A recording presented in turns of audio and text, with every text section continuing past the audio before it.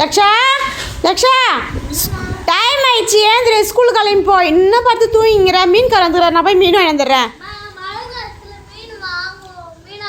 ஏன் மீனில் நிறைய சத்து தானே இருக்குது, ஏன் மீன் சாப்பிடக்கூடாதா?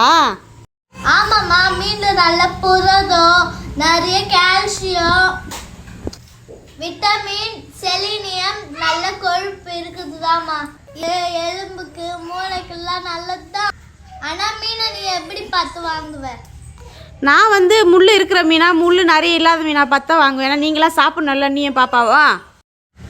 கடல்ல கழிவு எல்லாம் அதிகமாகவே இருக்குமா, அதனால மழை காலத்தில் கடல்ல பாக்டீரியா வைரஸ்லாம் அதிகமாகவே இருக்கும்.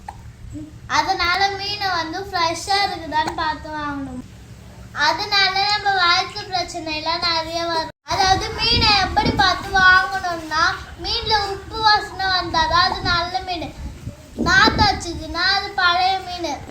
மீனை நம்ம கையால் அழுத்து பார்க்கணும். அது தினமா இருந்துச்சுன்னா அது நல்ல மீன். மீனில் கண்ணு குழியா இருந்துச்சுன்னா அது பழைய மீன். நான் இப்போ சொன்னதெல்லாம் செக் பண்ணி போயிட்டு பார்த்து வாங்குமா. சரிம்மா.